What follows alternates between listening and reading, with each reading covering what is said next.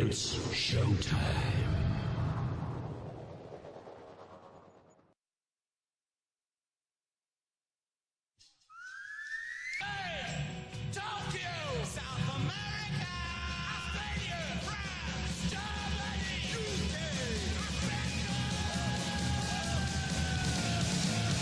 Go. Head on with Bob Kincaid. 3 hours of conversation, cussin' and a discussin' with America's only born and bred Southern liberal talk host. Head on with Bob Kincaid is brought to you each night by Coal River Mountain Watch. Coal River Mountain Watch invites you to become part of the solution, part of a sustainable future, part of the uprising against mountaintop removal. Coal River Mountain Watch, crmw.net. And now, from high in the hills of beautiful West Bicod, Virginia, here's Bob Kincaid on the Head On Radio Network. Well, howdy.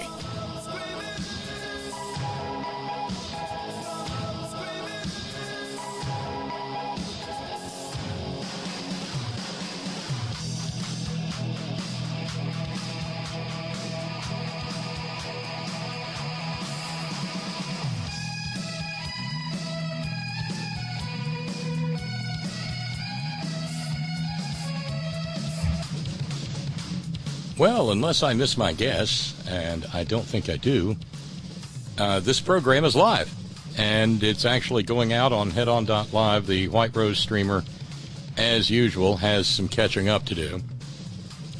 Hi, I'm Bob Kincaid. It is Moran Monday, the 17th day of June 2019. This program is, in fact, live from somewhere in the secure, undisclosed wilds of the greater metropolitan D.C. area.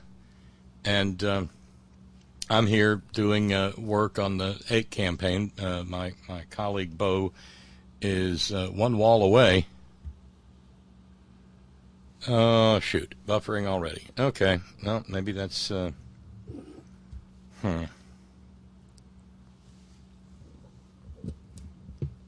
let's see if we can take a bite out of this before it becomes a giant pain in the tuchus.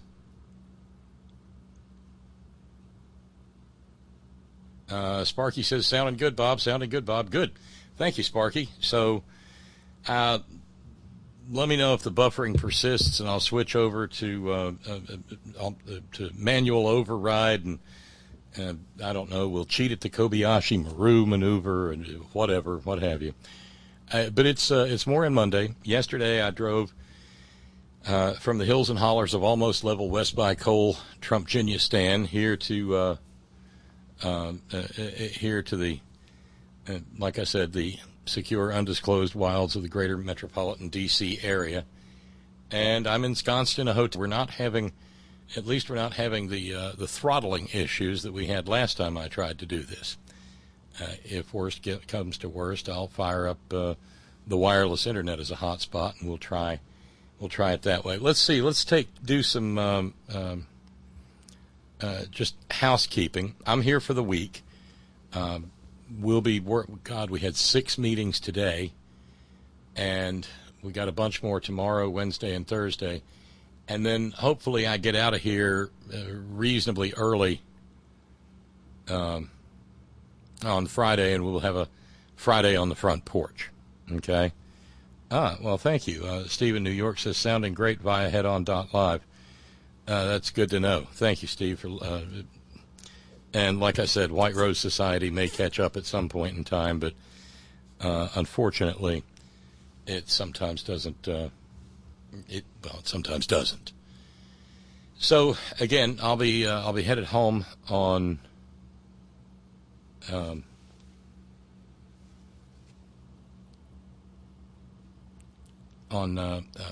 Friday, and like I said, hope to be back in the studio in time to do a Friday on the front porch. As for sort of catching up with things that need caught up on, this program begins every program we try with thanks. And thanks to our subscribers who help knock out about a week's worth of the funding in any given month. So by all means, let's and Glenn in New York. Thank you to Reinhard, to Robert in California. Thank you to Darlene in Connecticut. Thank you to Chris in Germany. Thanks very kindly to Matt in San Francisco, to Ralphs. And let's see, that gets us to, let's see. Yep, that catches us up. Now, where are we as far as keeping the program on the air? I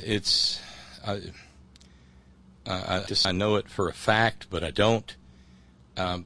We'll just say that the fundraising number is somewhere around $700. It's more than that, but we'll deal with it that way.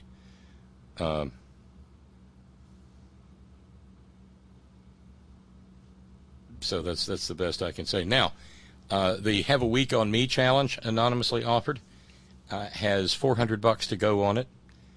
Thanks very kindly to Chris for knocking out some of that as well, and hopefully we'll take care of that, because part of it is the fact that we've got Netroots Nation to deal with next month, and that's going to be a big old booger of an expense. So with any luck at all, we'll catch up with the challenge, and anybody that wants to just jump in, run over to headon.live, hit the contribute button, and hopefully we'll take some of this down. And if we get done with fundraising this week, then next week is fundraising free radio, which is freaking awesome, and I really look forward to.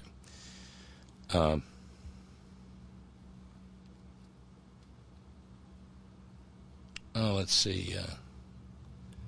Yeah, still no high-quality stream on White Rose, but the White Rose low-quality stream is live. Thank you. Thank you for letting me know, Randy. I appreciate it.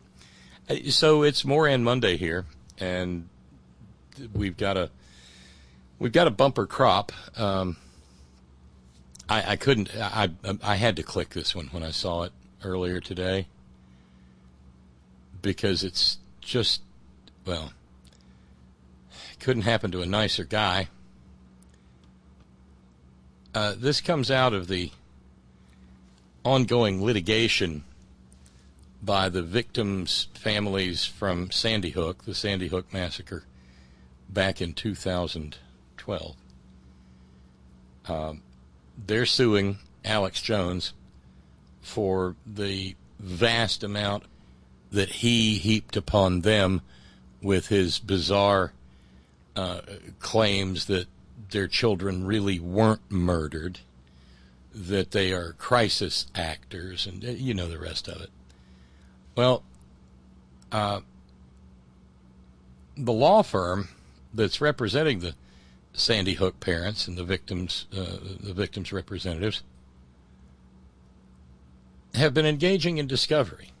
And discovery, of course, is that process in the law in which a civil lawsuit is filed, and each side trades information so that they've got everything all nice and neat and tidy when the case comes to trial. And so Alex Jones's lawyers have been turning over documents pursuant to discovery requests by the Sandy Hook victims' family. And, well, what a surprise. Tucked away in the electronic filings, I guess in an attempt to set up the plaintiffs for some sort of bizarre claim, the lawyers for the Sandy Hook victims found, and I cannot emphasize how disgusting this is, and how disgusting Alex Jones is, and how disgusting anybody who would associate themselves with Alex Jones is. The lawyers for the Sandy Hook victims in the electronic filings of the discovery found that someone over on the Jones side had tucked child pornography in the disclosures. Now, the lawyers for the Sandy Hook victims did exactly what they were supposed to do. Apparently, it's not what Donald Trump would do, because the lawyers for the Sandy Hook victims, immediately called the FBI.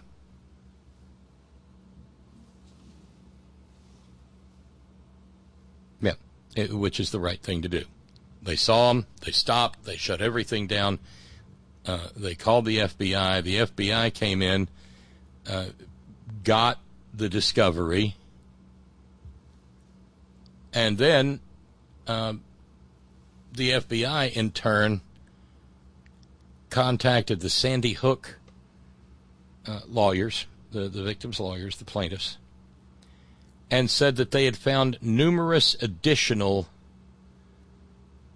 illegal child pornography images that came from InfoWars and had been sent to their email addresses. This then precipitated a wild-eyed rant from Alex Jones, in which Alex Jones then became, somehow or another, the victim. Now remember, along the way, Alex Jones, again, said that these families who were deprived of their precious little five, and as a result of the Sandy Hook massacre, he said they weren't really killed, that they were actors, that there were no real dead bodies, there were no real 5, 6, 7-year-olds chewed up by instruments of American freedom, that is, to wit, firearms. Yeah. And Jones then claimed that no, they weren't trying to plant kiddie porn on the plaintiffs, that someone was trying to plant it on him, saying, and I quote, "You're trying to set me up with child porn. I'll get your ass. $1 million, you little gang members. $1 million to put your head on a pike." It really hurts my throat. Oh, Alex. I hope it doesn't hurt too little. You know, and he started all this shtick, and he was just, you know, he was gonna do sort of an Art Bell on steroids thing, and it got completely out of hand, and he turned into a right-wing jackass, and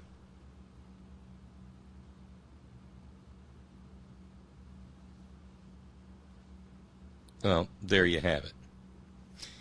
Hey, thanks to Anatole for getting us started this evening.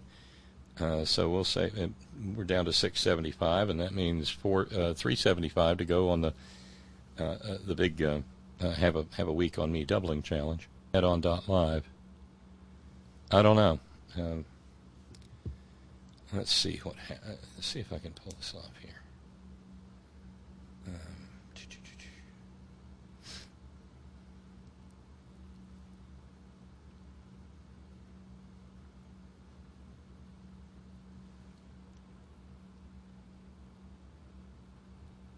This may totally screw things up. Maybe not.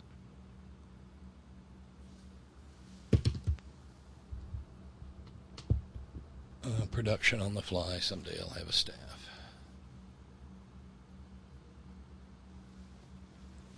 Booting up another device.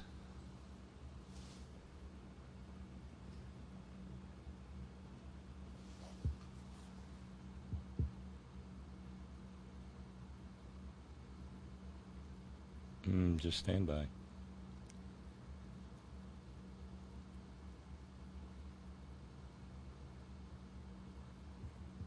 Because I would rather not fool with a bunch of damn buffering all during the program, if it's at all possible to avoid.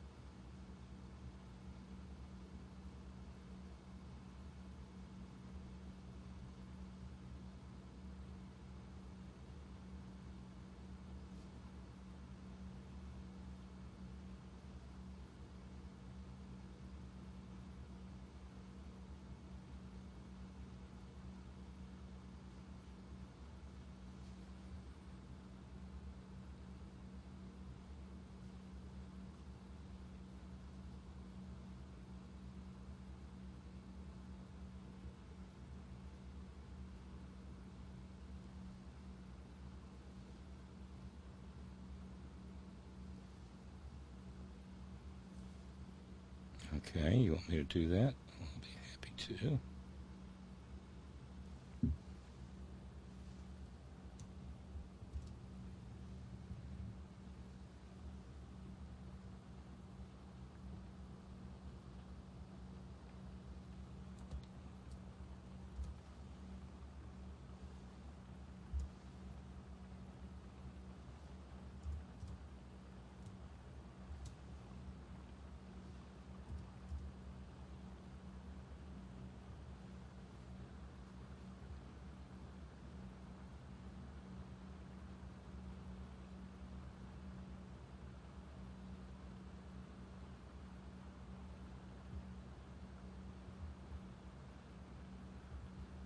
All right, let's see if this makes things any better. And we will start having an uninterrupted show in fairly short order.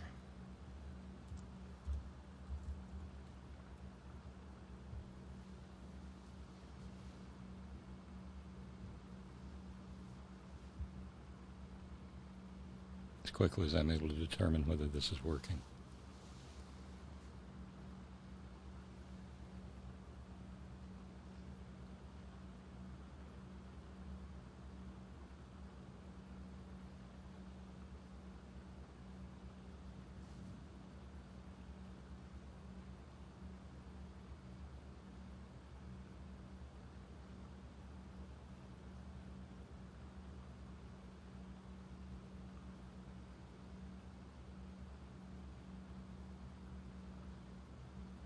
Oh, that's not promising at all.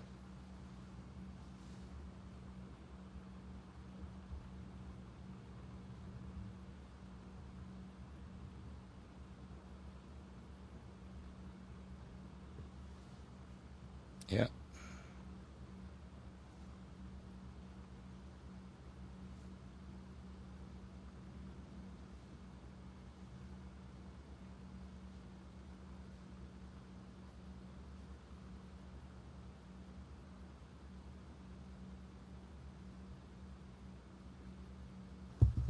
All right, we'll try this way.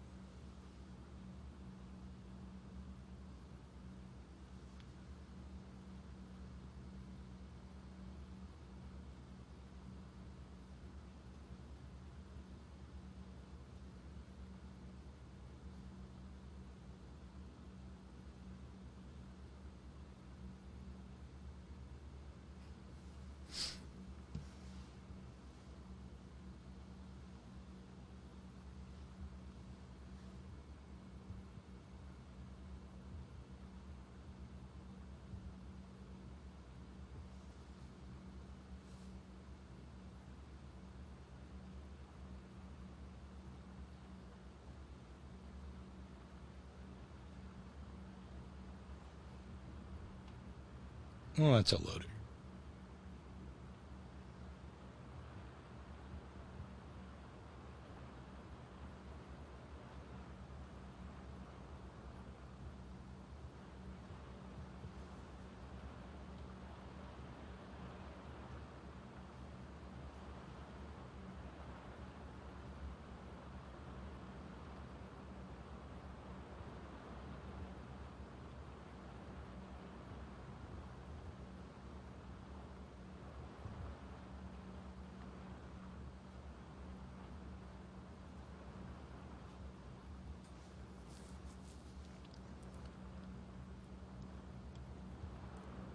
All right, theoretically we're back. I don't know how theoretically it will work, but we are back.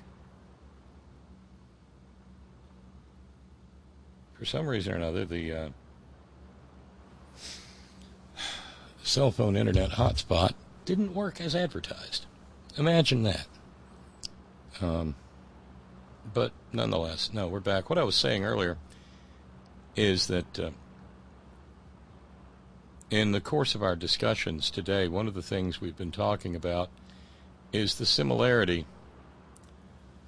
between the poisoning and death that takes place in the mountaintop removal sacrifice zone compared to the same sort of diseases that the 9/11 first responders have had to deal with.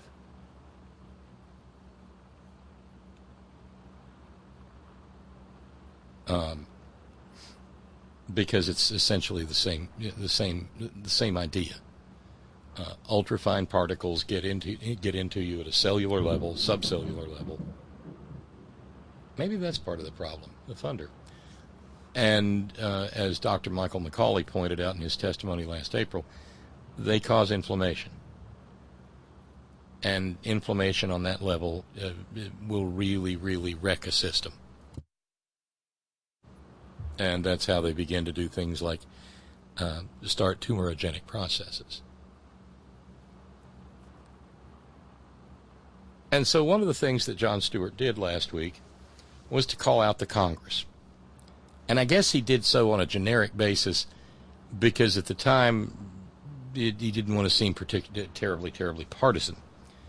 Regardless, the problem with the 9/11 Victims Compensation Fund is not a Democratic problem.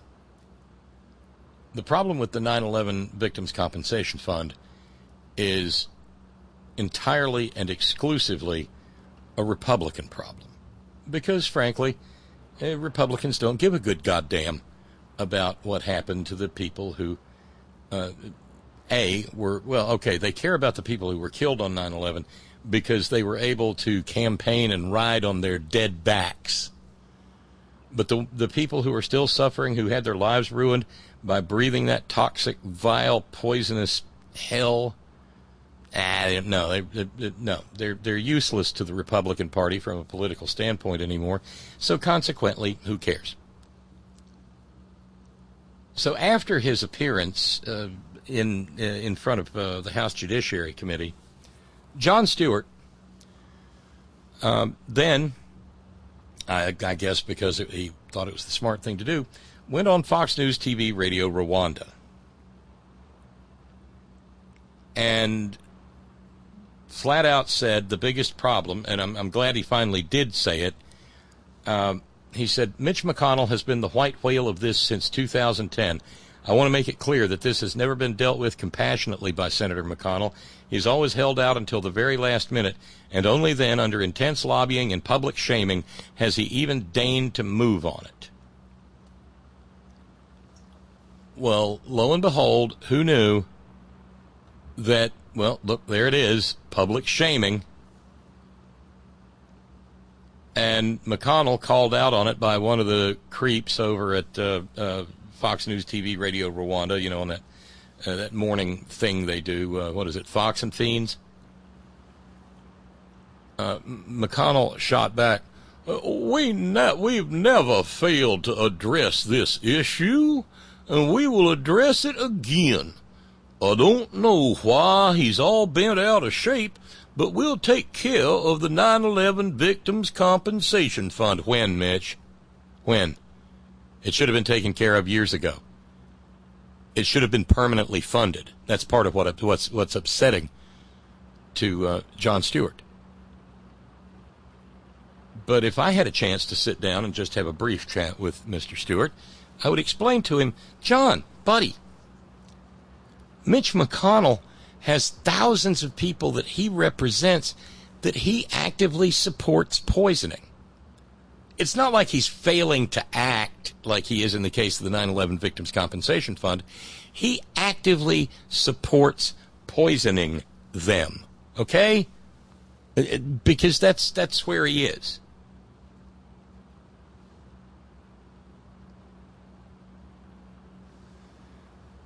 Mitch McConnell supports blowing mountains to pieces, destroying them, flattening them, eliminating 1 million acres of carbon sink forest. Also, some of his political donors might make a buck here and there. And over in eastern Kentucky in the sacrifice zone, oh no, the numbers are similar to what we have in West Virginia. Lots of statistical excess deaths, vastly elevated birth defects, shockingly elevated cancer rates, heart disease, pulmonary disease, genitourinary diseases, digestive tract diseases, all brought about by breathing the poisonous dust off of these mountaintop removal sites, off of these surface mine sites, off of these blasting zones. And so what disseminated through lower Manhattan, let's call it a year, has been blowing through Appalachia since the 1990s. And yes, Jon Stewart, in his advocacy for the 9/11 responders, it is noble, and it is well done, and it is badly needed. But if you want to analyze the reasons that the problem remains a problem, why people who were first responders on 9/11 continue to worry and sweat and agonize over whether or not they're going to have coverage for things that they otherwise couldn't be treated for, yeah, it lands at Mitch McConnell's doorstep. But we would be remiss, and more importantly, we would be incorrect if we said that he was the problem. Yeah, Jon Stewart can call him the White Whale, but the fact of the matter is he calls himself the Grim Reaper and giggles about it and smirks when in fact he's actively engaged in killing people, his own constituents. Steve in New York says, McConnell's actions are the classic difference between being indifferent to death and pain versus actually working to cause death and pain. Yeah, true. True. So, like I said, we've been making the comparisons in the meetings that we've had so far because those comparisons are valid. In the mountaintop removal, surface mining, sacrifice zone of Appalachia, we have a 9/11 every 3 years. Less than every 3 years. Somewhere around 3,600 people die every 3 years, just in West Virginia's mountaintop removal counties. Not counting Kentucky's, not counting Wise County, Virginia, where literally something like 30% of the physical county is gone. Not counting what happens in Tennessee, northeast Tennessee. That's just West Virginia. By the time you add in Kentucky and Virginia and Tennessee, it may be a 9/11 per year for 20 plus years. 20 plus years. But there's reason for us to think that we're making real progress. Things are beginning to move with the bill. H.R. 2050. If you haven't called your member of the House of Representatives and either thank them for signing on to it or ask them to sign on to it lately, please feel free so to do. It would be much appreciated, not just by me, but by all of us who work for environmental justice in in Appalachia.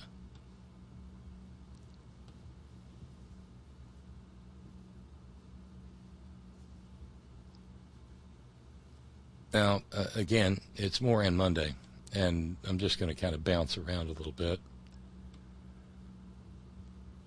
But God, some of this stuff you can't make up. It was, what, a couple of days ago? Or no, it's within the last 24 hours or so. The nitwit Nero, the noted stenographer from the New York Times, Maggie Haberman, tweeted a quote from Nitwit Nero, and it was from his interview with George Snuffleupagus over at ABC.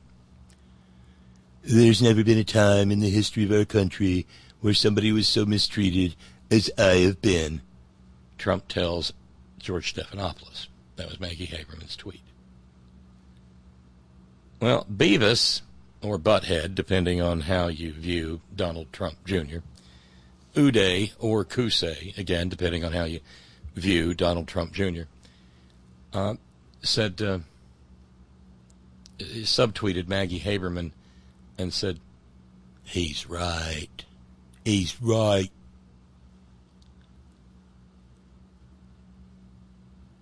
Beauty may be only skin deep, but stupid goes clean to the bone. He's right. Probably the most impressive response to Junior's tweet came from Josh Marshall over at TPM, who simply tweeted back a photograph of Abraham Lincoln.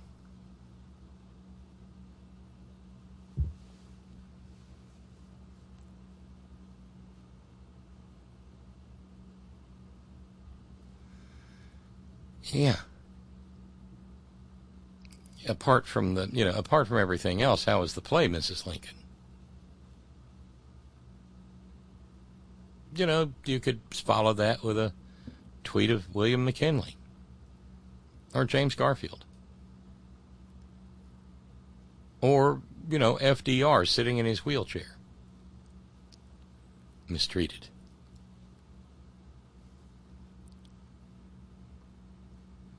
I don't think Junior would have to take a 23andMe test to figure out that yes, he really is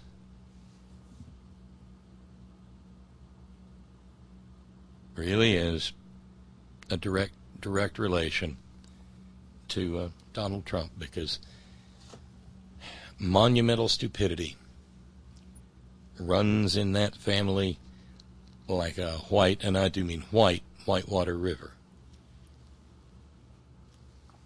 It runs hard, it runs fast, and it runs deep. It runs broad, too. Yep. There's Donald Trump, who's never been, who's the most mistreated American of all time. And we know this how? Well, because what we found out recently is that what we thought was him watching Fox during his so-called executive time, he's actually out. He's out behind the White House chopping cotton. Yeah. Jesus. I've just come to the conclusion, and we've bounced all around from time to time. I've come to the conclusion that Donald Trump is developmentally slow. Yeah, he's not okay in the noggin.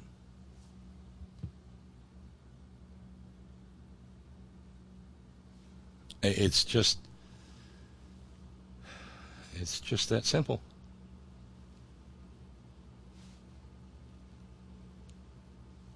And that's where we are.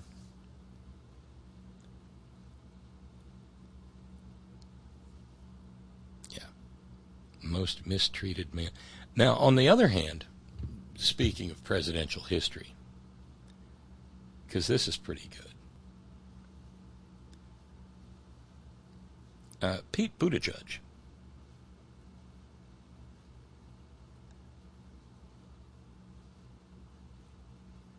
was talking recently.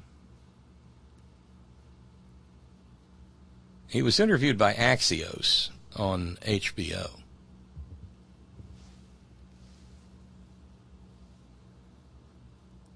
And it was on last night.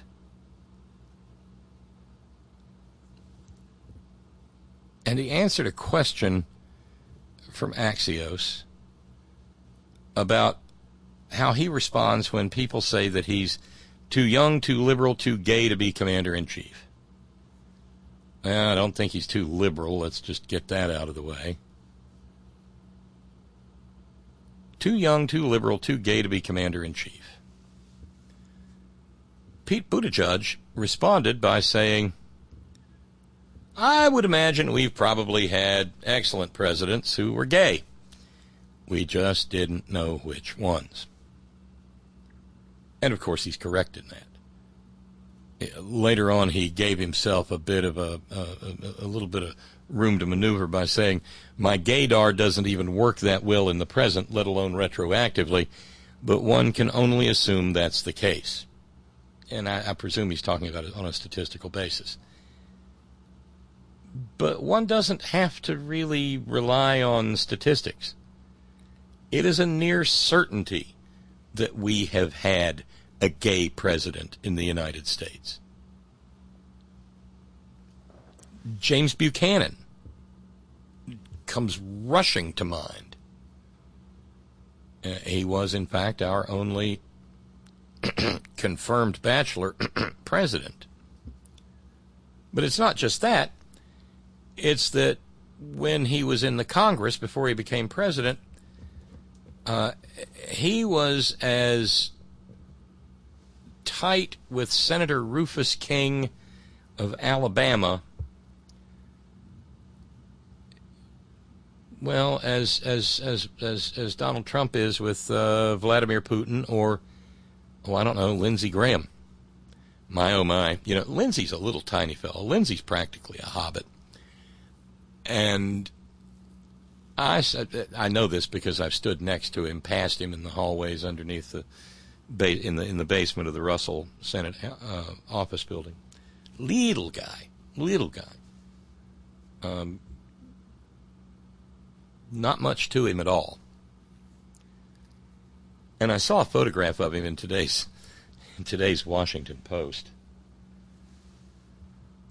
carrying golf clubs whilst wearing about knee-length short pants. My immediate thought was not that he himself was playing golf, but rather that he had finally given up and just become Donald Trump's caddy. That's caddy with D's, not T's. Yeah. So, Pete Buttigieg is correct. But we don't have to limit ourselves, and they slept together. Rufus King and James Buchanan slept together, and in fact, the other members of the Congress routinely commented on how inseparable the two were. And neither of them seemed particularly that much interested in, girls or women. Of course, to see, well, no, let's just stay away from that, Bob. And in fact, Rufus, and of course, this is during the pre-Civil War Washington D.C. era. There were not a lot of public accommodations in this town. What there were completely filled. But it was an era when men slept together, just because bed space. But even as even as accommodations expanded in D.C., well, Rufus and James Buchanan continued to snuggle. And while it was, I suppose, catty with a T, two T's, Rufus was referred to as relative to his relationship with James Buchanan, who in 1856 would become the President of the United States. Rufus King was referred to as simply Nancy. It was a more genteel time, so one simply did not ask questions. One merely came up with euphemisms. James Buchanan, of course, was from Pennsylvania, but he had deep affinity, shall we say, for his fellow Americans who happened to be Southerners, who happened to own other human beings or think they did, and happened to be willing to tear the entire country apart and get a few 100,000 loyal Americans and a few 100,000 traitors dead as a result. James Buchanan is probably the single most obvious cause of the Civil War, because he would not even attempt to bring the South to anything resembling a responsible position. So as far as what Pete Buttigieg said, James Buchanan is probably candidate number one. But you know what?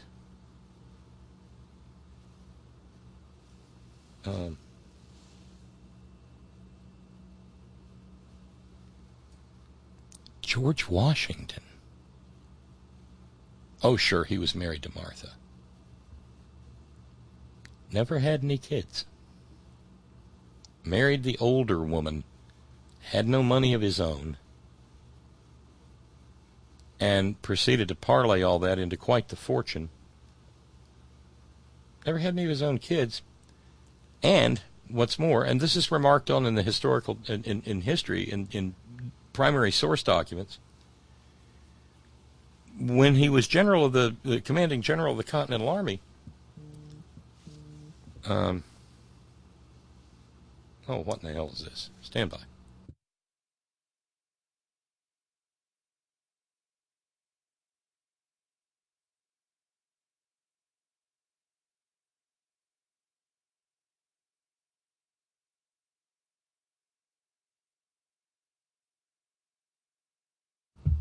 But when he was commanding general of the Continental Army, Washington surrounded himself with a lot of young boys of sort of fluid sexuality.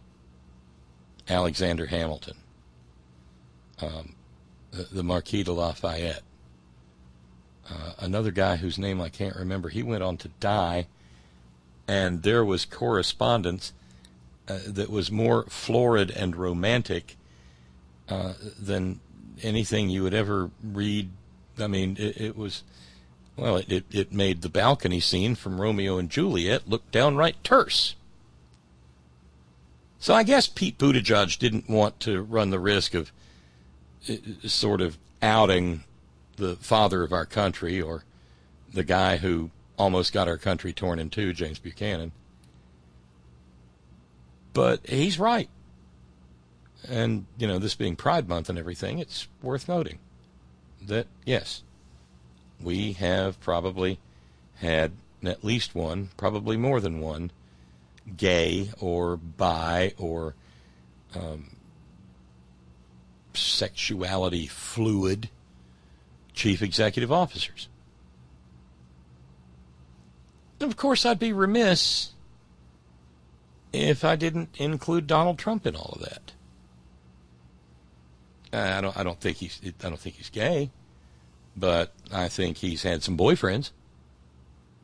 I mean, Jesus, the cheesecake photo of him in the little shorty kimono robe on the hotel room bed back when he was young-ish. Yeah. You know, there were the rumors about George W. And somebody from, I think, Tennessee. I don't recall the details. It really shouldn't matter. But then again, this is Moran Monday, so part of this is to nominate the fine folks at Axios for asking a question like, what do you say to the people who say you're too young, too liberal, and too gay? Well, I'll tell you what, that's some top-notch journalism, ain't it? Oh, and by the way, going back to chinless Mitch McConnell, Darlene in Connecticut observes, not only that, but Mitch is the grim crippled reaper, and I, Darlene from Connecticut, can write that tongue-in-cheek because I'm a crip myself and proud of it. All the more incredulous and incredibly perplexing that Mitch has no empathy for others with physical and health maladies when you take into account his difficulties in childhood due to his disability. Have you seen him try to navigate a flight of stairs lately? Didn't he benefit from FDR's Warm Springs Spa? Why, yes, he did. How on earth can he not empathize with the first responders of 9/11? The fact that he's had first-hand experience with a crippling and disabling disease and still not get it shows, in my opinion, how truly evil a Republican he is. Because we all know that Republicans have no capacity for empathy unless they've experienced that same adversity firsthand or that of a loved one. Yet he has failed to make the correlation to his own life experience. That's fucking scary. Wow, Bob, Darlene adds, you invoked FDR the very second I was writing about him. I love the synchronicities. I do too. That's what makes all of this so much fun. But yeah, Mitch McConnell does have his own experiences with disabilities and severely limiting maladies. But you know what? Even if you've dealt with it, when you get to that point where, or if you have that kind of character defect, character flaw, in which the only thing you care about is money and power, whatever you yourself have experienced does not matter.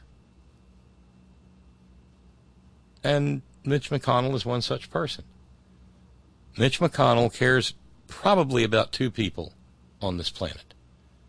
Mitch McConnell, and immediately behind that, his wife, who made him so inexpressibly, undescribably, fabulously wealthy, Elaine Chao.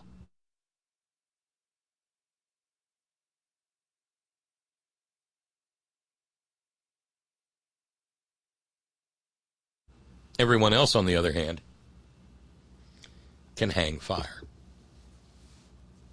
It's just how it works.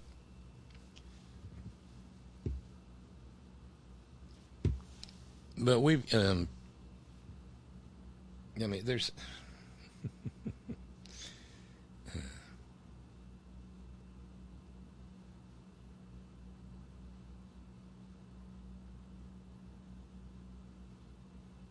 there's a bunch of potential moranity out there.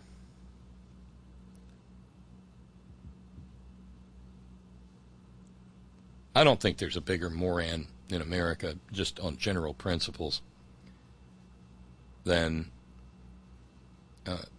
Tom Cottonhead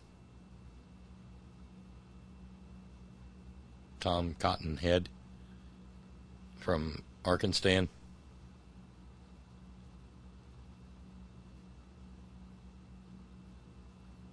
Tom's trying to put a little, well, he's trying to get a little traction with something that he's been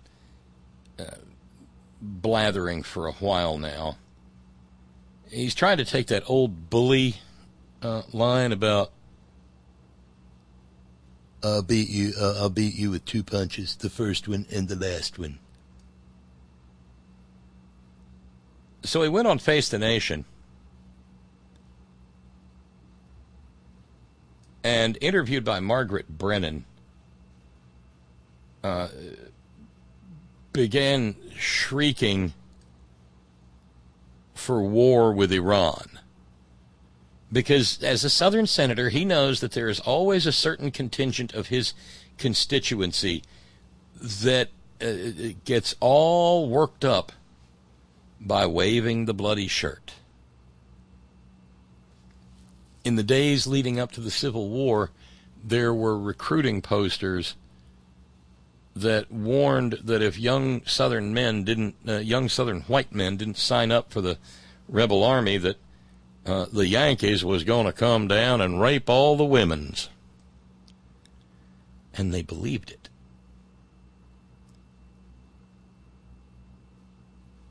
Now, he said on Face the Nation that there wouldn't be much to a war with Iran, and it would be over with just 2 strikes.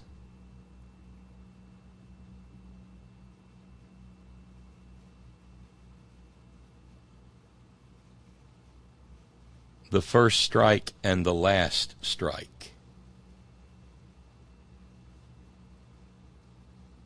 Now remember, Tom Cotton is one of those people who served in Iraq. You know, our dirty, filthy, bloody, costly, ill-advised, ignorant war with the that we engaged in against the innocent people of Iraq that cost somewhere around 1 million innocent Iraqi civilians their lives.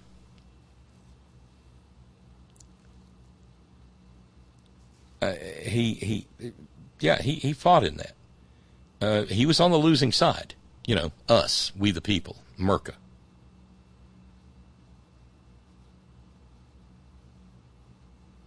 But my God, there is a contingent of Republicans out there that want a war with Iran so badly they can taste it.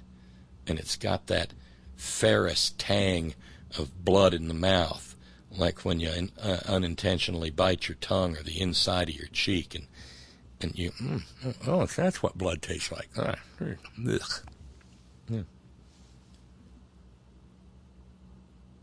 As far as Mitch caring about anything, Ron in Raleigh points out, wait a minute, as far as caring's concerned, how about his aide that retired a few years back that old Mitch blubbered about on TV?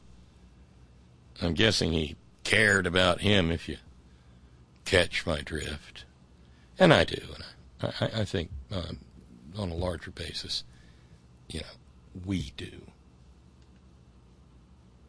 Oh, yeah.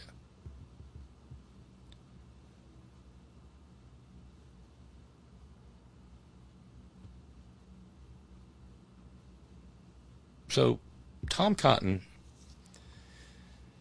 wants a shooting war with Iraq, which is not going to be the pushover that, or with Iran, which is not going to be the pushover that Iraq was.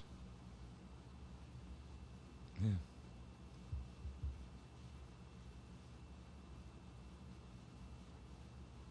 Oh, and by the way, it's the darndest thing.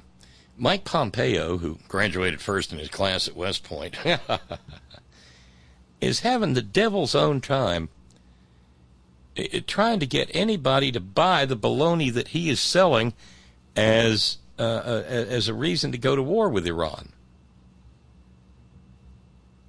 Even the owner of the ship, the Kokuka Courageous, says, no, it wasn't a mine. Something flew, a flying projectile struck the oil tanker.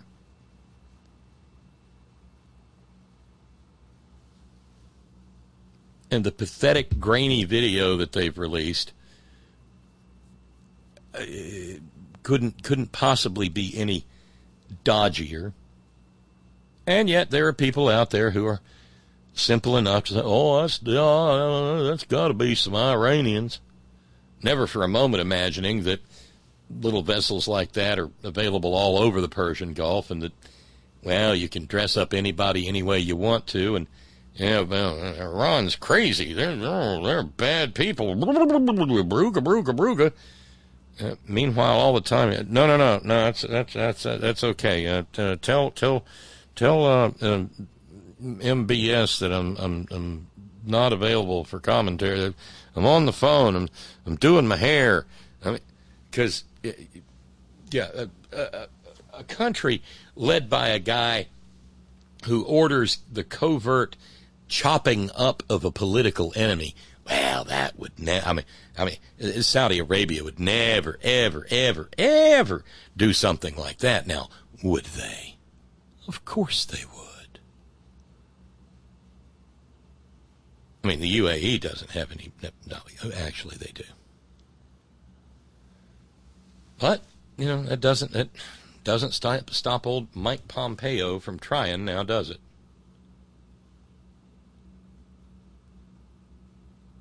But the owner of the Courageous says, nah, we saw something flying toward the ship. That was Yutaka Katada, who's president of Kokaku Sangyo Company, who actually held a press conference for all of this. He said, I do not think there was a time bomb or an object attached to the side of the ship. Nonetheless, well, the Trump regime keeps putting out sketchy, dodgy bullshit to try to make the case for slaughtering some Iranians, because the mere thought of it just turns Mike Pompeo. He graduated first in his class at West Point,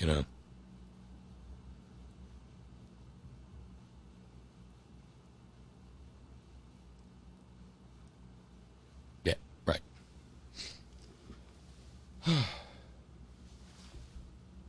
Like I said, Morans. Lots and lots of Morans.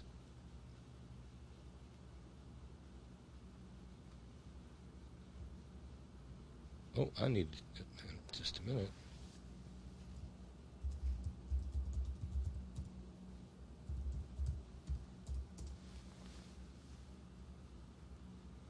I had to get back into the chat room.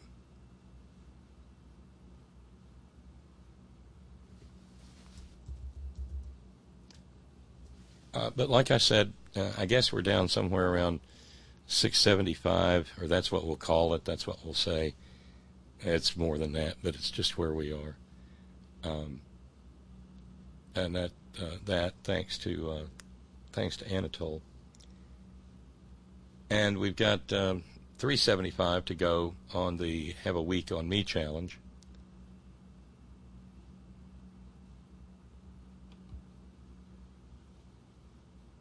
And with any luck at all, we'll take a bite out of it this evening. It would be nice.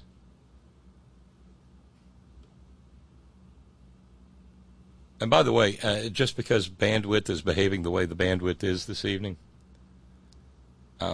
if you want to get involved, if you want to carry on some conversation, we'll be using the stress line exclusively tonight. That, of course, is 844-843-4676. 844-843-4676. Scott in San Diego. Supposed Iranian attack on tankers. Oman is apparently the Arabic word for Tonkin. Imagine that. Who knew? Oh, yeah. But the thing is, we're supposed to be so simple that we just fall for anything that happens. And we're not that simple. And the one thing that provides a little bit of hope in all of this is that you've got a little bit of a rebellion against the idea of selling Saudi Arabia any more arms, and that's bipartisan. And you've got a majority in the in the House who are Democrats who are not likely to simply rubber stamp any attempt at starting World War III that the nitwit Nero may care to perpetrate.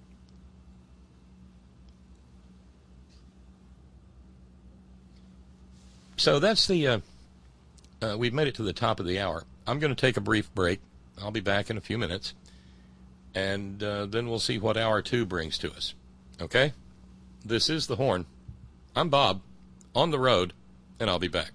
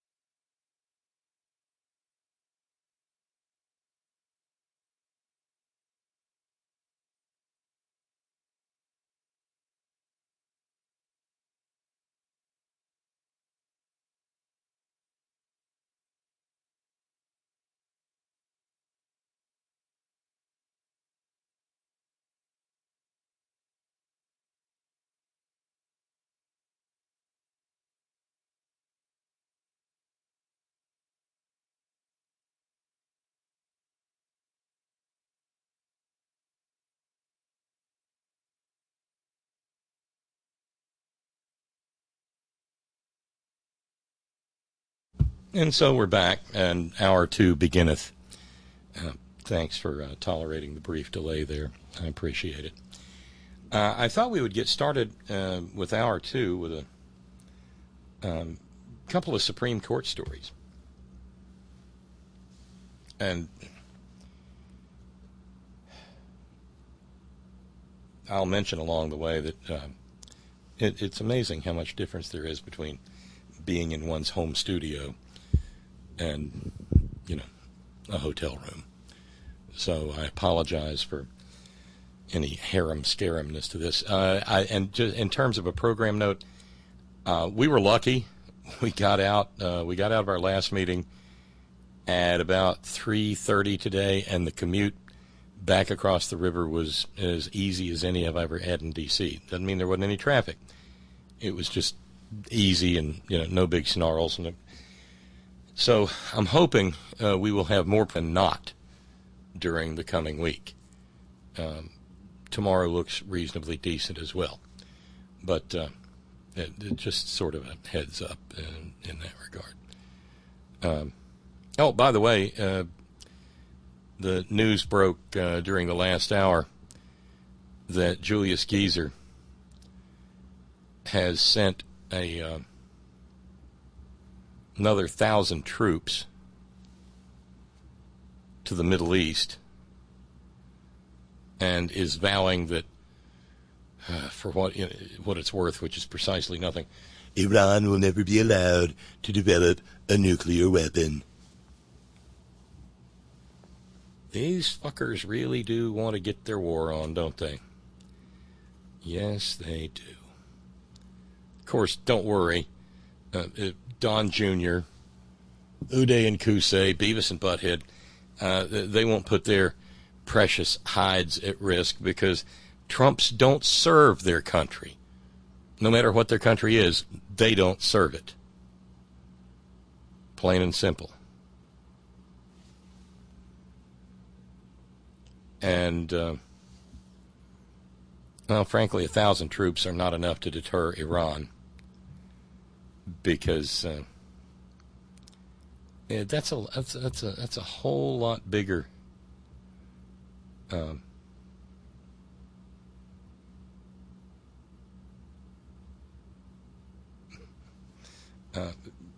affair than a few thousand troops. Ron in the non-frozen north says, I'm wondering whether T. Rump will invite the Toronto Raptors to visit the White House. Yeah, I'm guessing no. And with any luck at all, they would have the common decency to refuse to show up too, one hopes. Yeah, Steve in New York noting, we're sending another 1,000 troops to a place where we don't want to fight a war, right? I mean, I'm just making sure I'm understanding what's going on. Hey, that's about the size of it. No, we don't want to fight a war there, but we're not going to let them have a nuclear weapon. Yeah, see, it scorched Geezer Disgustus's hide when the Supreme Exalted Noble Ayatollah declared that he had no messages to send to Trump because Trump was unworthy of conversation. You know how frustrating it is when you hear a message from the Supreme Noble Exalted Gracious Most Puissant Ayatollah of Iran and you find yourself agreeing with that guy because you yourself don't think that well, you wouldn't pee on Donald Trump if he were on fire, as we say in the hills? Because that's kind of where, yeah.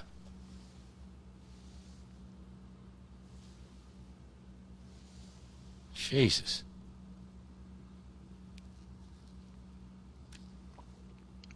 And all you can do is get up every morning and wonder if this will be the day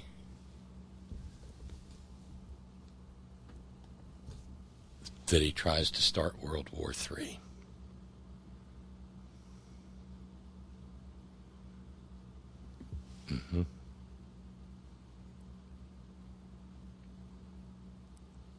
Moran Monday nomination coming from Tracy. Kyle Kashuv, Kashuv. Kyle Kashuv is apparently an intelligent young man, and he's one of the survivors of the slaughter at Marjorie Stoneman Douglas High School in Parkland, Florida. And because he wasn't like his classmates who immediately understood one of the root causes, which was the ease of access that people have to firearms, well, he became somewhat of a darling of the gun fetish white wing in America. And he's been traveling the country as an high school outreach director for Turning Point USA. Now, wasn't this the same group that had Candace Owens in it? The woman who said that Hitler would have been okay if he would have just stuck to nationalism and stayed within his own borders and just, tortured Jews and gays and people with disabilities in Germany. Yeah, I think so. Well, he decided he was taking a year off of studies, and he was going around being a white-wing conservative. And by Jove, Harvard decided to give him a slot in their freshman class in the fall of 2020. And now it's all fallen through because it turns out that Kyle Kashuv had a penchant for making racist remarks back when he was 16. He wrote vile things about women, used racist language, used anti-Semitic language, had a real taste for using that word that isn't ginger but has all the same letters. And so on June 3rd, Harvard wrote to Kyle Kashuv and said, "After careful consideration, the committee voted to rescind your admission." By way of excuse, the following, when he was trying to save his admission. "We were 16-year-olds making idiotic comments using callous and inflammatory language in an effort to be as extreme and shocking as possible."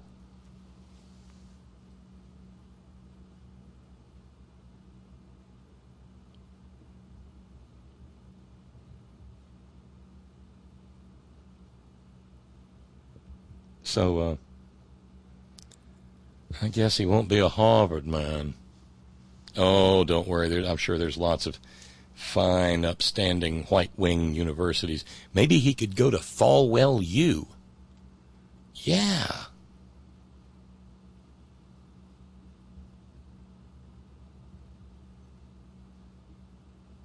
Yeah. Meanwhile, he's trying to muster up an apology. "While I will forever bear incredible shame for typing them, as if someone dictated and he just typed. I especially feel remorse now that they've been made public, knowing that they've caused terrible pain to people I care about." How about that? He admitted it. He feels shame because they became public, not because typing.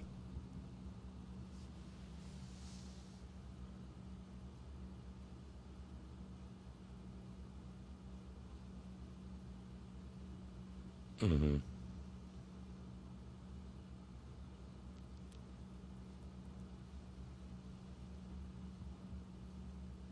Well, that's okay. He will immediately be made a martyr to the white wing cause.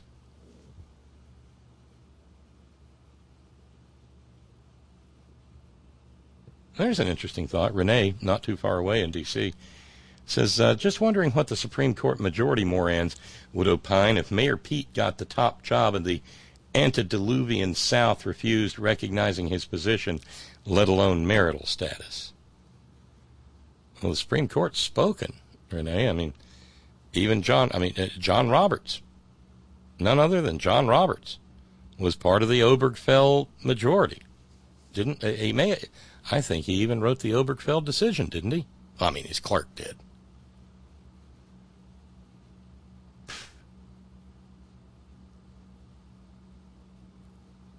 But if the past few days are any indication, it would provide it would not go over well. And granted, we're not talking about the South here, but in Detroit, the Detroit Pride Parade, neo-Nazis and right-wing extremists and racists and bigots, they tried to infiltrate the Detroit Pride Parade. And then Saturday, in itsy-bitsy little inconsequential Beckley, West Virginia, the gay community there decided to have a pride picnic at the Beckley Intermodal Gateway. I know it sounds really fancy, but it means parking lot. It's the parking lot next to the bus station. And so they got together to have a little pride picnic. And lo and behold, along come the Christians carrying their signs. Let's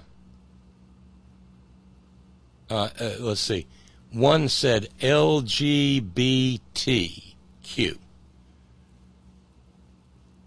Let God burn them quickly. Yeah.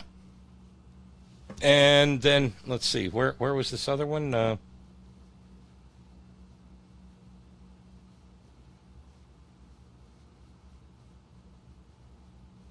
Oh, right here in the D.C. area.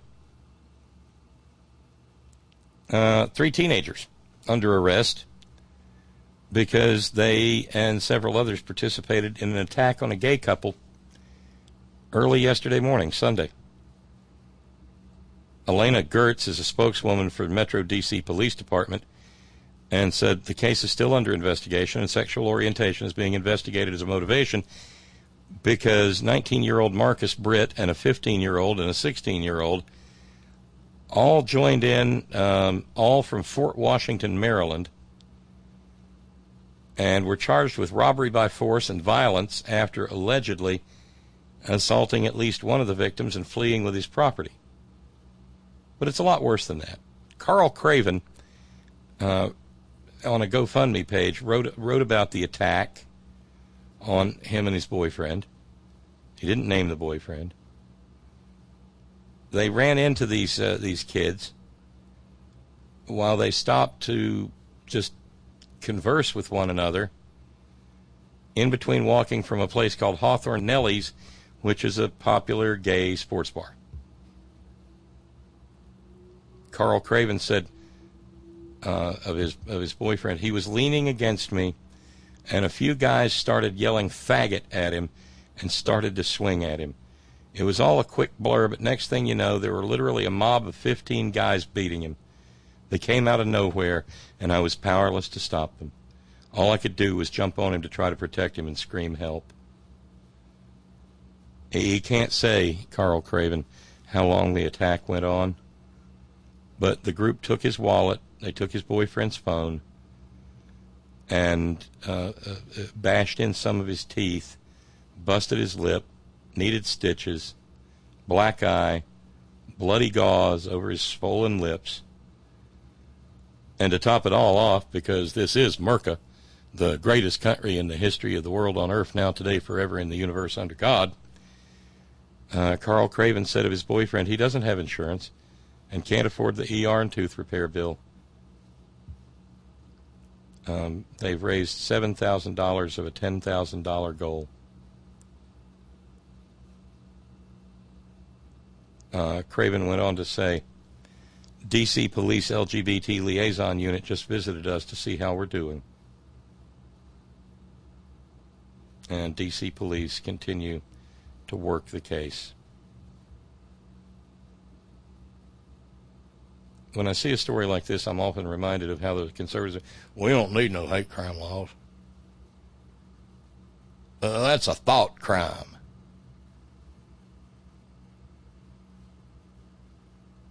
Well, no, it's a crime.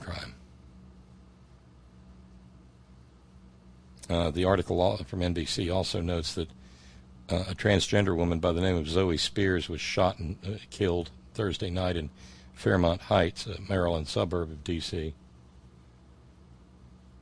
And it was only 4 blocks from where another transgender woman, Ashante Carmon, was murdered back in March. It's dangerous out there in Trump America. Make no mistake about it. And it's made more so by virtue of the fact that they feel like that they have been set free to do these things. The tone is set from the top down. And I don't know, maybe Donald Trump will say that there are some very fine gay bashers out there. Anybody be surprised? As to the Harvard reject, Lee in New York says, too bad he can't go to Trump University. Oh, that'd be a delight. And yeah, that's right. Speaking of the entire Trump family, Lee notes Queen Elizabeth II has more military service than the entire family. Okay, Steve says, I think Kennedy wrote the Obergefell decision. But I know Roberts was part of the majority. Steve continues and notes, oh, look, a bunch of Christians in West Virginia spouting the love that passeth all understanding. See, that's the thing I don't get. Is that what don't they understand about love thy neighbor as thyself? Because, it's right there. But then again, they don't read the book so much as thump it. But when these things happen, you know who else I fault? Sure, the Christians who do the attacks, but where are the good Christians?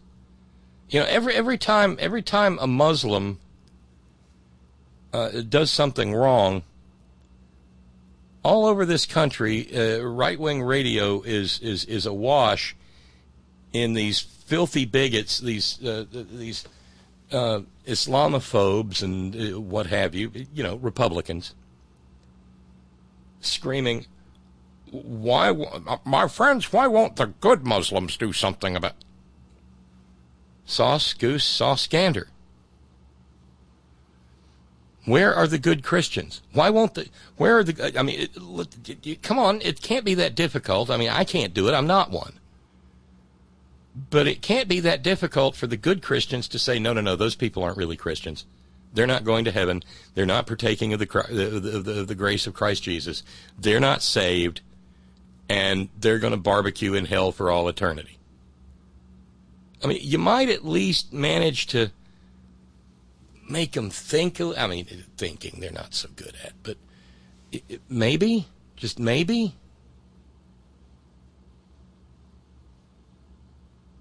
If the good Christians would get a little bit louder, a little bit noisier, a little bit more in their face, a little bit more, Jesus among the money changers, and a little bit less Jesus in the manger with these homicidal, bloodthirsty, fundamentalist maniacs. I know it's not Wednesday, but I think it's a fair question. Steve in New York noting, oh, dear Bob, they don't live next to no gays. They ain't got no, hell, I live up a holler. I ain't got no neighbors. Yeah, so we're halfway through the program, and golly, we sure do need to catch up on fundraising some. I'm sorry about Friday night. I'd planned on being on the air, but getting Ferg home from work turned out to be a little bit more of an ordeal than I had anticipated.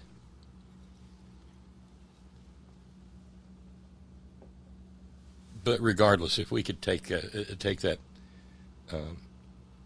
675 or 650 or whatever it is down some, it would be awesome. And maybe even meet the rest of the Have a Week on Me challenge, which now stands at $3.75. Love thy neighbor as thyself, says Lee in New York. These people would hate themselves for being LGBTQ.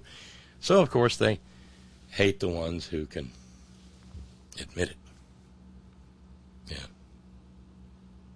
All right, so at the halfway point, let's go see if the Bluetooth and the stress line all work. I'll bet it does. Are you there, Scott? Is that you? I are here, Bob. Are you there? If you're hearing me, I am. Well, I'm hearing you, and you're apparently hearing me. And I'm calling to tell you, I'm going to make it brief today because I'm kind of in a funk. I'm kind of pissed off. Yeah? I'm kind of disappointed. Yeah? Yesterday, I had a milestone birth date, and I blew out all 65 candles on the cake. Now, mind you, I went to the cupboard after I got the cake.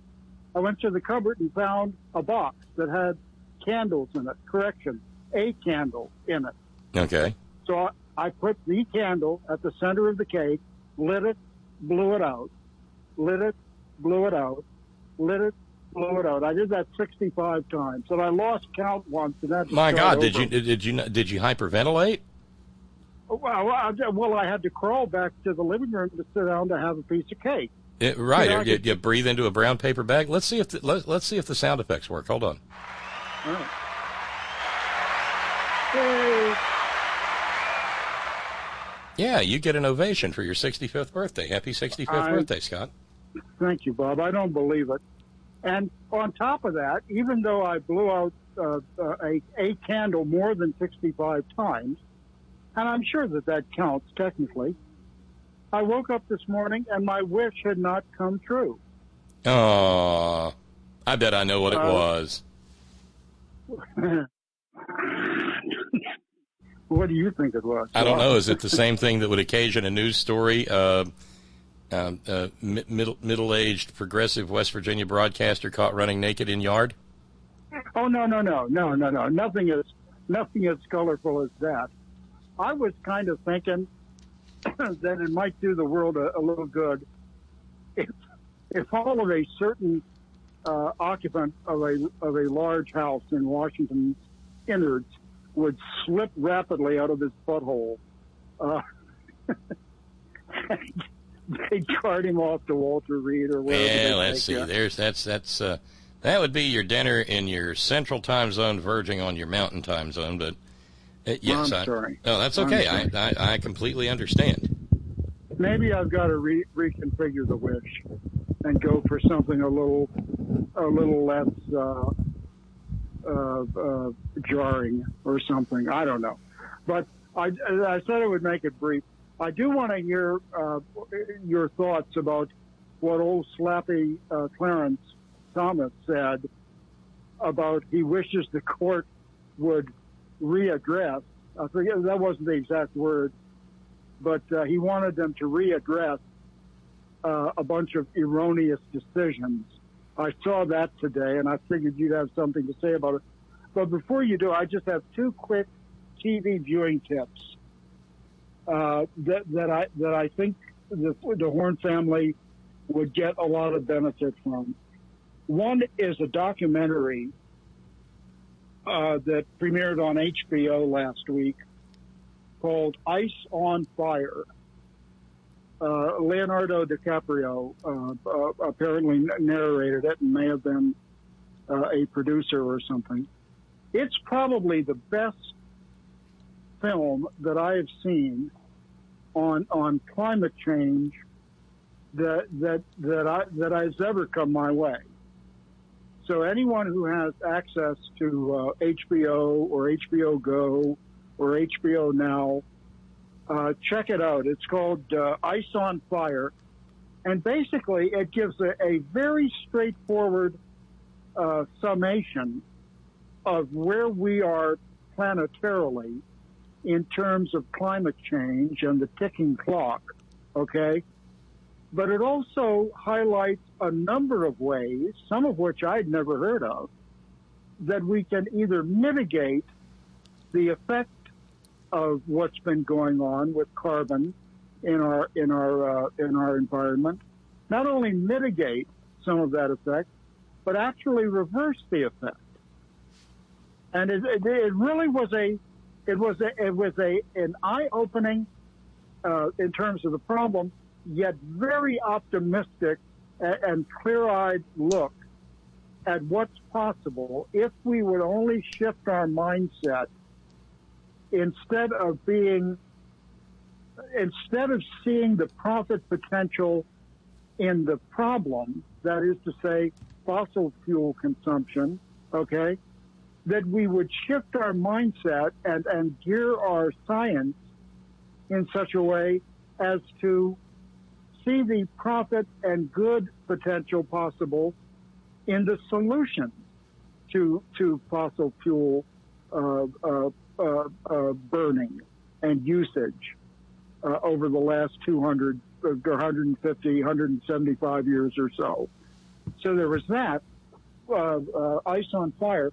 And then tomorrow night on PBS, there's a documentary that I had heard about some months ago that features someone who I actually met as a high schooler growing up in the D.C. area. It was either my freshman or sophomore year as I was mulling over the possibilities in terms of life and aliveness and sexuality and human rights and stuff. I went over to see the president and founder of the Mattachine Society of Washington, D.C., Dr. Franklin Tammany. And a lot of people are not aware of his presence on the planet and just what he was responsible for in terms of the early gay rights movement. Dr. Tammany was a veteran of World War II. He got his college education and master's and doctorate from Harvard, I think, and went on to become an astronomer for the United States government until he was busted on a vice charge in 1957 and was fired from his job as an astronomer for the government. And this did not sit well with Dr. Tammany because he was of the opinion that it was wrong because he was an American.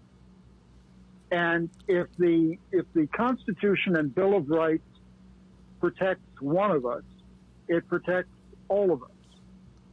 And it shouldn't matter who we love, which seemed to me to be a pretty level-headed approach to it.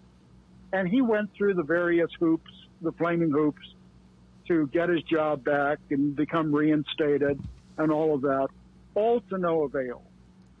So then he got really, really engaged and said, well, I will just do my level best from here until they cart me off, put me in a box and bury me. I will do my level best to see that these types of wrongs don't occur to other gay people and lesbian people and bi people and transgender people. And Dr. Tammany did not live to see, I don't believe, I forget the exact year that he died. It was several years ago, maybe 6 years ago. I don't believe he lived to see the marriage equality come into effect. But by God, he worked on behalf of gay, lesbian, transgender, and bisexual people. Well, anyway, I say all that to say this. Tomorrow night, Tuesday night, 9 p.m., PBS, check local listings. There's a documentary on for 1 hour called Lavender Scare. Now, everybody's heard of the Red Scare, McCarthyism, and commie under every bed. Well, parallel to that were efforts on the part of the federal government to have what I'm calling a lavender scare. That is to say, they saw gay people in government service as a bona fide threat to our national security. That's what they said. Well, we know that the opposite is true and not their stance. but I haven't seen it because it hasn't aired yet, but I've seen clips. Lavender Scare on PBS tomorrow night. Check local listings. It looks to be a very well done documentary. And I'm proud to say that I knew Dr. Kameny, and I applauded him for his efforts in terms of human rights. So that's pretty much it. And I think I'll close with a quote that I think you'll get a lot of, because you never met the guy, but this will give you an idea of where where he's coming from. You there? Yeah. Oh, I'm sorry. I had a call coming in. Anyway, here's what Dr. Kameny said. If society and I differ on something, I'm willing to give the matter a second look. If we still differ, then I am right and society is wrong. And society can go its way as long as it doesn't get in my way. But if it does, there's going to be a fight. And I'm not going to be the one who backs down. That has been the underlying premise of the conduct of my life. And I think we can all take something from that attitude. That's a pretty impressive statement. Yeah, I wish you may already know something about the man, but I wish more people were aware of the role that he played early on, back way before it was fashionable to be gay or bi or lesbian or transgender. So check out I know you don't have HBO anymore, but do check out. I should note, because I got notes from both Irwin and Ron and Raleigh, that for a limited time, Ice on Fire is on HBO.com for free. Oh, good. So if you go to HBO.com and you look for the free content, it's there. Well, I recommend it. I'm telling you, it was informative and thought-provoking and challenging, yet it showed ways out that are workable. Some of them workable right now as I speak. So that's my little 2 cents worth. And I'm hoping, see, what happened with the birthday fairy, Bob, is sometimes the birthday fairy depends too heavily on our U.S. postal system. And sometimes the goodie doesn't arrive the day after, since Sunday was a postal holiday. It didn't arrive today. And I said, well, I'll give the birthday fairy an extra day to get his or her act together. And if the birthday fairy is consistent with past goodies that he or she has brought my way for birthday, I hope to send you at least $10 of it to help. Well, bless your heart, because among other things, Kitty just jumped in. Kitty in Boston, and said in honor of Scott's birthday. So we're now down to 660 to go, and 360 in the have a week on me challenge. And so that's done in your name, and in hopes that you will soon recover and recuperate from that massive dose of hyperventilation to which you subjected yourself. Yeah, I tell you, Bob, it's just, it ain't one thing, it's another. And I don't know. If it ain't lice, it's bed bugs. Yep, that's the way it runs. Well, wait a minute. Let's not even talk about those things. I'm having enough trouble with the little creepy crawlies that are bothering Chirps, the cat. Out here, fleas are horrible, but they're not horrible every year. But this year, they seem to be worse than usual. So I got her some little things, little drops that I put on her between her little shoulder blades, and the place she can't lick. Yeah, and it's pretty effective, and it's relatively safe, I guess, for a insecticide, or it's better EDT,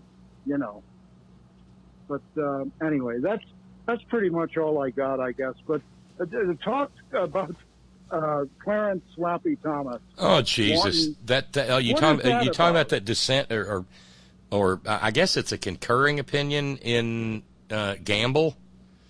Jesus, that's for people who read and pay attention to Supreme Courty stuff.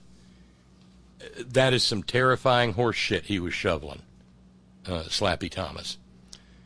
Yeah, because once, if I get the gist of what he was saying, he wants the court officially to revisit stuff that's already been decided. Well, no, he's just decided that he should be the final arbiter, since he's now got this weird-ass right-wing majority on the court. He wants to be the final arbiter of which precedents of the court live and which precedents of the court die. And what becomes particularly terrifying out of that is that, among other things, he's a black guy, for Christ's sakes, and he has declared or given reason for people to think that he is of the opinion that the lunch count, that government action in desegregating lunch counters was unconstitutional. He has suggested that child labor laws are unconstitutional. Well, wait a minute. You've got two decisions there. One that goes back within my lifetime, back to early 60s with the lunch counters, I'm sure, or maybe late 50s. And you got another one regarding child labor that goes back way before you or I showed up on planet Earth. What the fuck does he intend by this? I mean, aren't we in the 21st century? No, because among other things, he has cited a 17th century self-help book that suggested that parents be mean to their kids as an argument in favor of the principle that children have no. Well, I mean, this guy's terrifying, and he's got people like Ann's boy Neil and Brett Kavanaugh, who likes beer, and they've kind of got the bit in their teeth. Well, they I mean, given if he was given his druthers, he's made clear that precedent is to be thrown out based upon a political whim. And of course, when he published this over there in the Federalist Society, hands were going down pants faster than you can say pubes on a Coke can. I mean, there was some joyful masturbating taking place at the Federalist Society when this thing came out. Ooh, we're gonna go back to the slaughterhouse cases. We're going to, you know what one precedent needs to go? Brown versus Board of Education. We need to go back to the Plessy precedent. Oh God, come on. And the one, and like at the Federalist Society and all these right-wing think tanks, the one that really gets them off is Lochner. Lochner versus New York. Because which case was that? Okay, this was an early case in which the state of New York saw how badly bakers were being abused and limited the hours that a baker. Gay weddings? Sadly, no, just in general. And the state of New York limited the number of hours that a baker could work. And the state of New York was sued. And the Supreme Court got hold of it. And it's roughly the same Supreme Court that gave us Plessy, by the way. Oh, Jesus. And they invented this bullshit concept called privity of contract. And they said that because of privity of contract, the New York State government's statute limiting the number of hours that a baker could work was unconstitutional because the state of New York had interfered in the sacred relationship between parties to a contract. The bread company, the bakery with all the money and all the power, and the poor bastard baker whose only power was in his labor. Yeah, now that you've told me what it is, it seems to ring a bell. Well, these filthy right-wing outfits, especially the libertarian types and whatnot, they get positively sticky thinking about going back to Lochner, because to go back to Lochner basically gets rid of every union in the United States.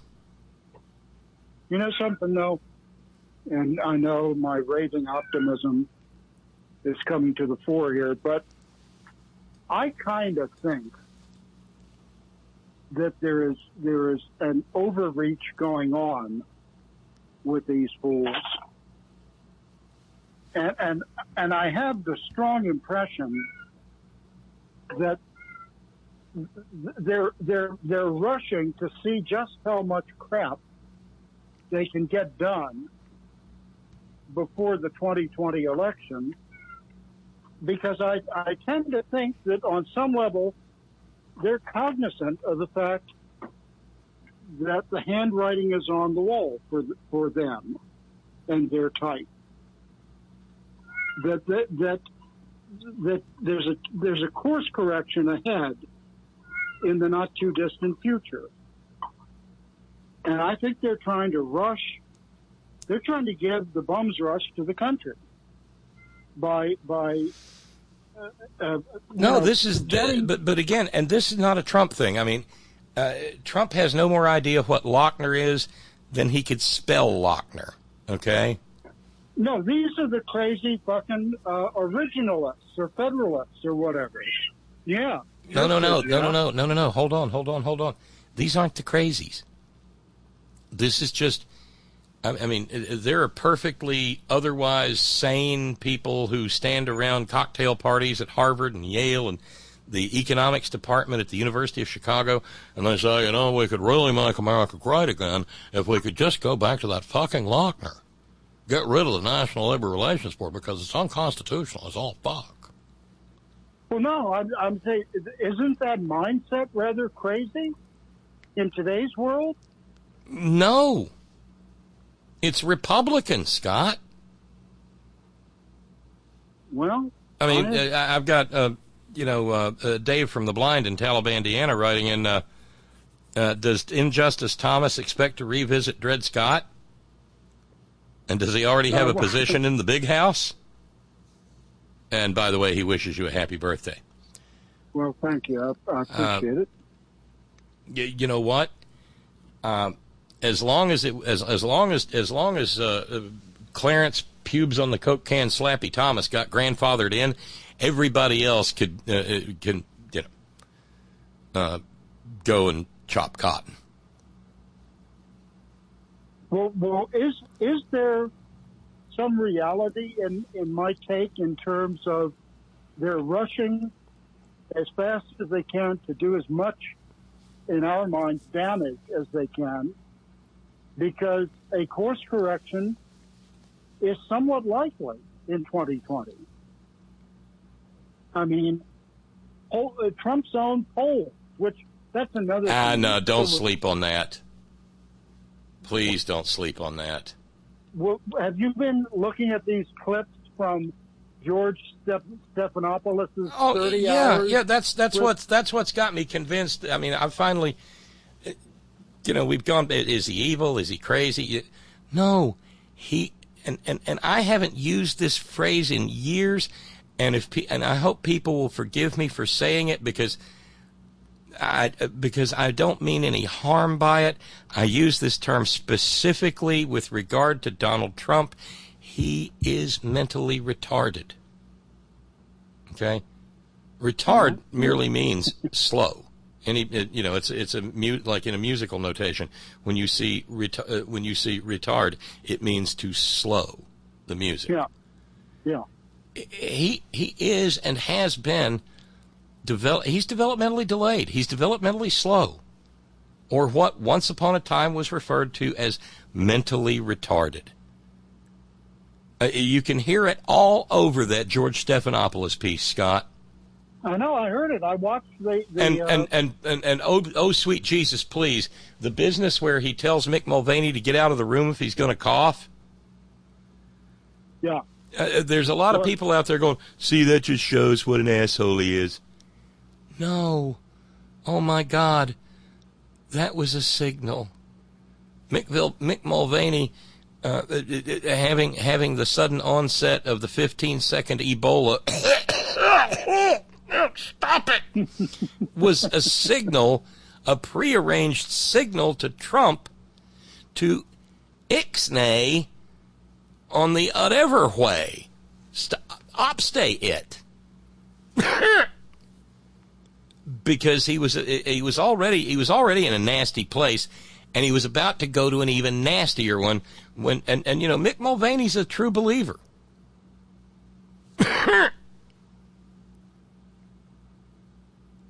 And so it gets turned into this little set piece, this little production piece, where I can't stand it when people get, and so he broke the flow, but then because Donald Trump is developmentally slow, he went back and did it again. Yeah. Jesus. What did you see the drawings of the new plane, the new Air Force One? Oh, Christ God! And he's oh, and by the way, you know, I meant to mention this because it is Pride Month. You know, over the last few years, we've taken pronouns to task, and so some people like to refer to themselves in the third person plural. One individual uses their and theirs. And, well, the third person singular neuter is it and its. I don't know if Wait you... You're losing me. Where? Personal pronouns. Okay. He, So now, he, his, she, hers, it, Yeah. its. Okay? Yeah. IT and ITS, not IT apostrophe S. Right. Well, the other day, in talking about the damn plane, Nitwit Nero started blathering on about how the plane was okay for the Kennedys and Jackie O. And then he said, but we have a new Jackie O, and its name is Melania. No.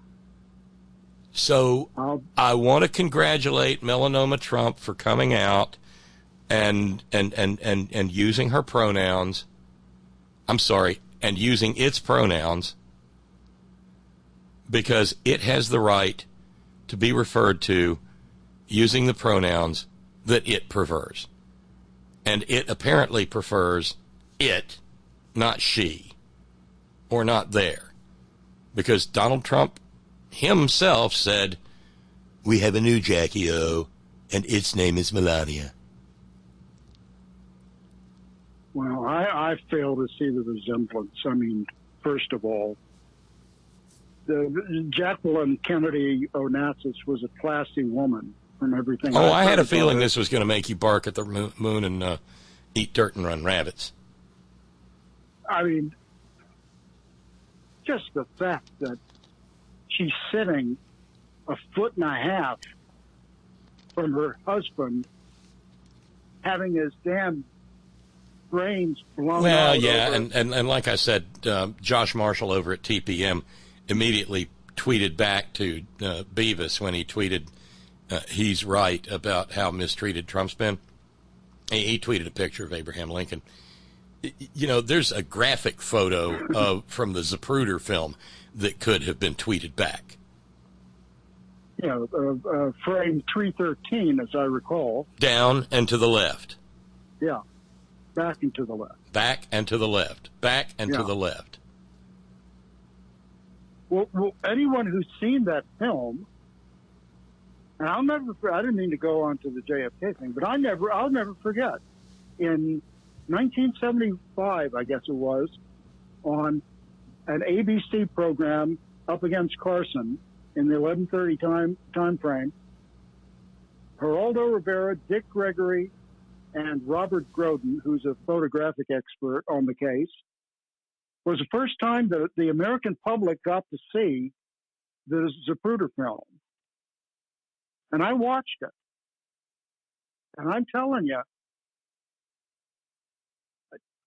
once America saw that and put that in a side-by-side comparison with the, quote, official story, that's what led to the House Assassinations Committee hearings a couple of years later that brought us a new official story, or a second official story, that there was a high probability there was somebody shooting from the front.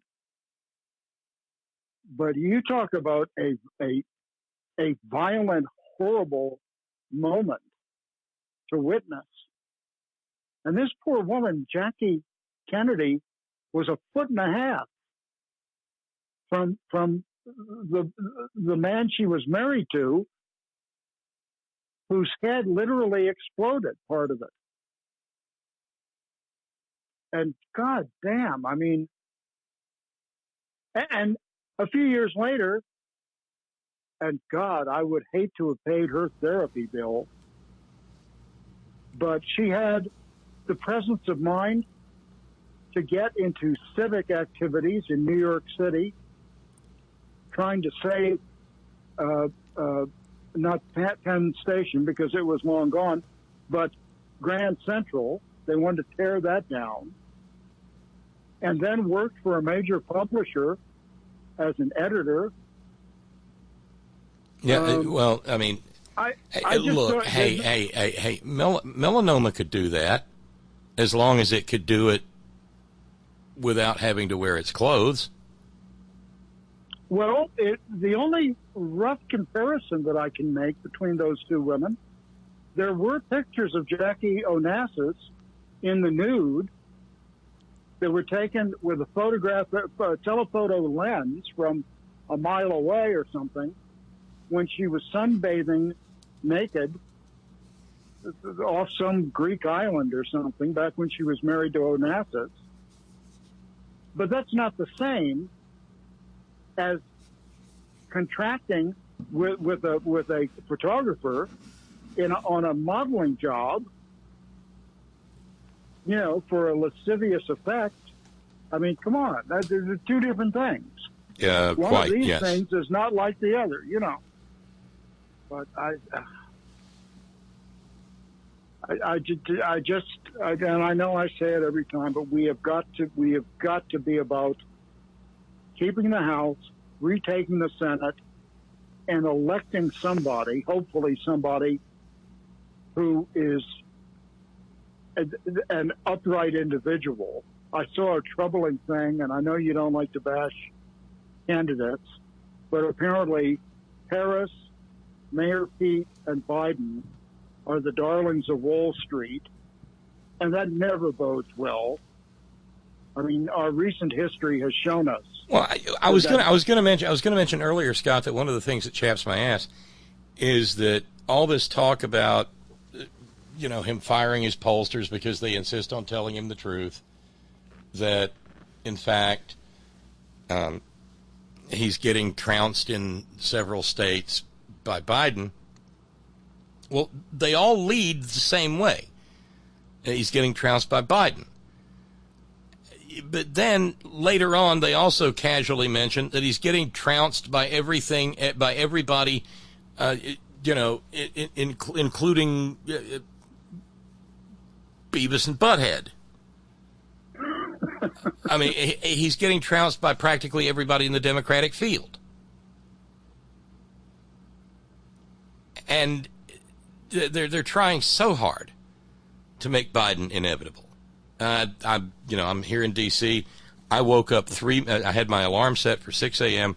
I woke up at 5:57, bing, and turned on the TV just in time to see the very beginning of my filthy morning habit, and there they were. Well, I was going to ask if your accommodations had access to MSNBC, and they they were doing it, and they were promoting a Chris Matthews thing tonight from, I don't know, Dayton, Ohio, and he was saying, just because they've got a pro-life position, don't think of them as troglodytes or Neanderthals.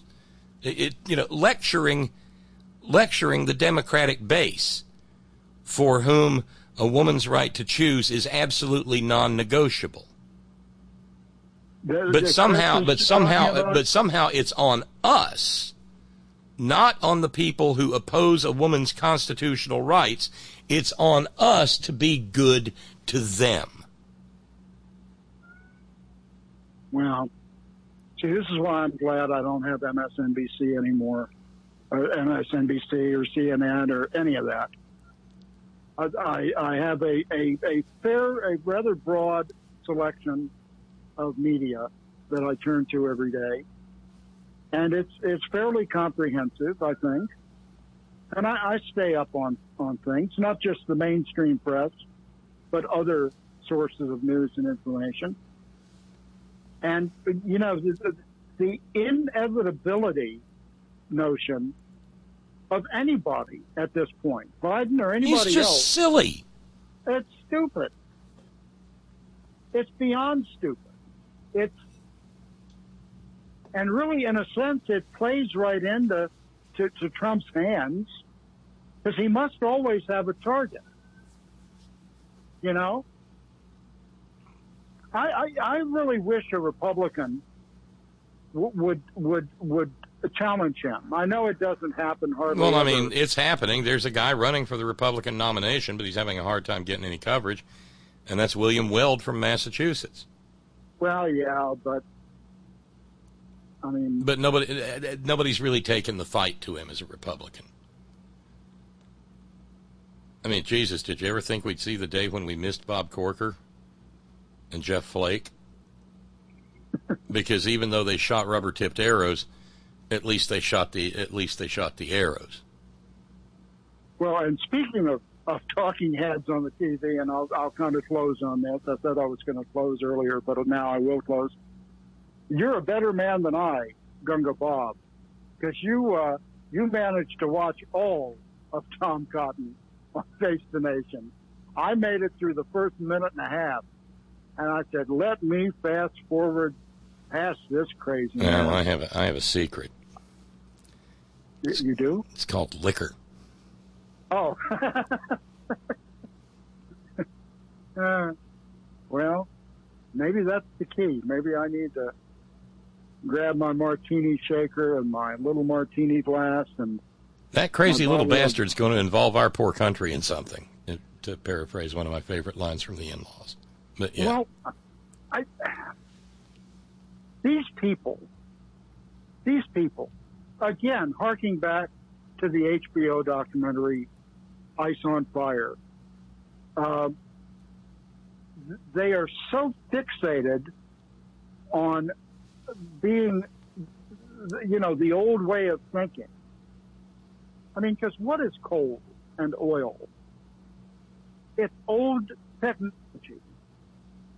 There are newer, less damaging things that can be brought to bear that bring us energy, but without all the detrimental impact. And it's like, we must protect the oil tankers. The oil is almost, in the minds of some, is probably more precious than the blood of Jesus with these people. I would dare say oil industry has raised way more bucks than the religion industry. Try as it might.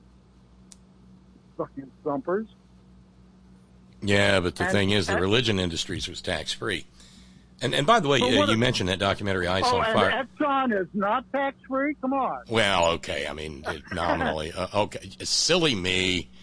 Yeah. But you've mentioned that documentary Ice on Fire, and it triggered something in my memory, and I was like, son of a bitch. That was an early Styx album cover. Was it? Yeah, for the album Equinox, it shows an ice cube burning. Oh, I remember that. Yes. Yeah. Well, the title, for those who haven't seen the documentary, maybe this will make them want to watch. It's like a Mr. Wizard science experiment. They go up to the Arctic areas, and what's happening is the ice. Pardon me. Wait a minute. The ice up there is melting, exposing what used to be, or the permafrost also is getting squishy. And what's happened is there are eons worth of decayed plant and animal matter in which there is no small amount of methane, which is almost a worse, if not a worse, thing to inject into our ecosystem than carbon. It's as bad as carbon, if not worse. Yes. And what they do is they take a stick and punch a hole down, maybe 6 or 8 or 10 inches, and some of that gas comes up, and there's fucking balls of fire when you apply a flame. Yes. And but again, the very fact that their mindset is such that never mind, let as much of the ice caps melt as possible because it frees up the waterways for more of the year so that we can drill underwater for what? More oil and more gas. Again, a problem-based, quote, solution using old, dirty technology. And one more thing. I sent you by email a thing that I saw on my representative's Facebook feed today. She's become a co-sponsor to the Green. I saw that. It might be worth swinging by and. Well, I did. I mean, I'd love to, but there's no swinging by time in this. Every minute is budgeted on this trip. No, wait a minute. You have figured out a time to go to Ollie's Trolley, I hope. Still working on that too. All right. Well, but but this would be a great time for you to call her back, and you can say something like, "The bill's beginning to move. The train's leaving the station. You need to get on it." Okay. Well, I'll do that this evening because she hears from me fairly often, and I'm fortunate to live in a place where I have a representative whose thinking is along the lines of mine. Right. And not a lot of people can say that in this country, but hopefully that will be changing even more in the way that we'll get more people with representatives who and don't have their hand out to these fucking special interests for oil and nastiness. So on that happy note, I will go away now, Bob. And I thank you for your efforts in our nation's capital, Disneyland on the Potomac. Well, thank you, Scott. And again, happy birthday. You have yourself a lovely evening. Thank you. I will. I certainly will. And I'm still waiting for the woman to jump scantily clad out of the cake. But I don't think that's happening either. So, geez. You know, in this day and age, maybe you don't be happy with what you don't get. Maybe. All right, Bob. Take care. All right. See you, Scott. Bye now. Bye-bye. The one and only Scott from San Diego. And it's about 1:15, and I'm going to wrap up because it's just been a long day, and sometimes, the fact of the matter is I got to go get dinner. Haven't done that yet. Got home, got the rig set up, got everything tested, and I'm a mite peckish now. So thanks again to everybody. We'll call it 660. I guess that'll be 860 tomorrow. 360 remains on the have a week on me challenge, and hopefully we'll knock it all down and be finished by Friday, and well, then we'll have fundraising free radio next week, and won't that be freaking awesome? Okay. So thanks everybody. Thanks to Kitty in Boston. And thanks to Kay earlier, and thanks as well to just a minute.